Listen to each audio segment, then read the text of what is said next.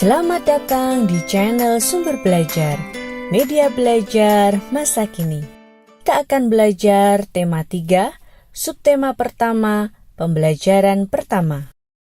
Sebelumnya, silahkan klik tombol subscribe dan nyalakan loncengnya agar kalian tidak ketinggalan video-video terbaru dari kami. Mari kita simak video pembelajaran berikut ini. Hewan ruminansia adalah kelompok hewan mamalia yang biasa memamah atau memakan 2 kali dan dikenal dengan hewan memamah biak.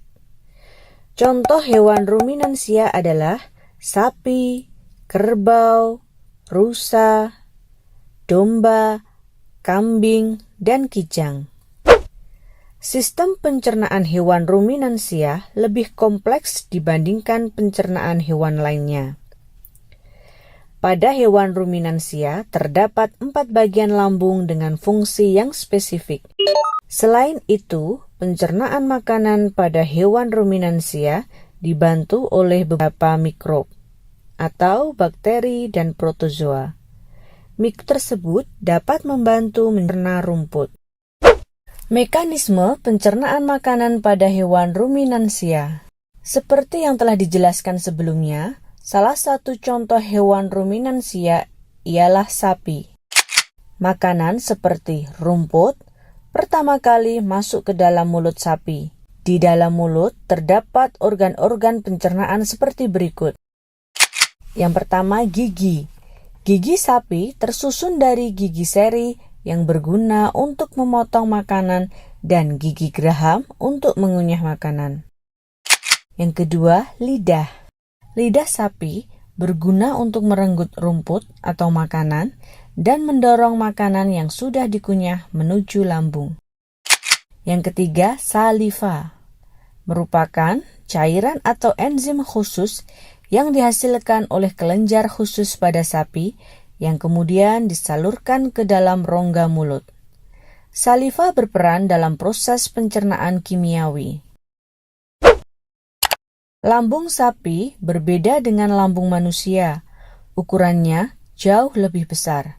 Lambung sapi merupakan organ pencernaan yang sangat penting bagi sapi.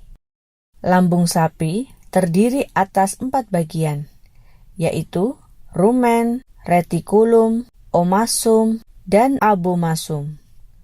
Oleh karena itu, sapi dikatakan memiliki 4 perut. Yang pertama, rumen atau perut besar. Rumen adalah tempat terjadinya pencernaan dengan bantuan mikroba atau bakteri. Di sini, makanan dicerna hingga menjadi bubur dengan gerakan mengaduk yang dilakukan oleh dinding rumen.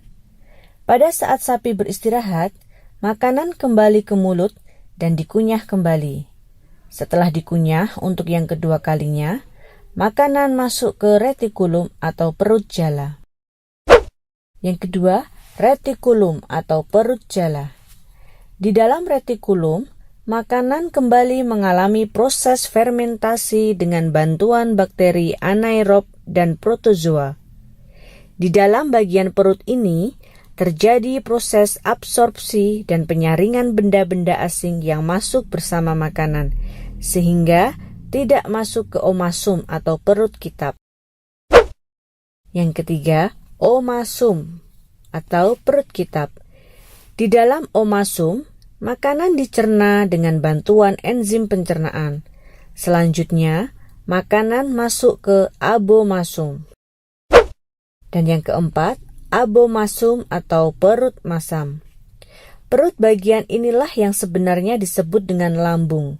Di sini, makanan dicerna dengan bantuan enzim pencernaan pepsin yang dihasilkan oleh abomasum. Setelah melewati seluruh proses pencernaan makanan di dalam abomasum, makanan bergerak menuju usus halus.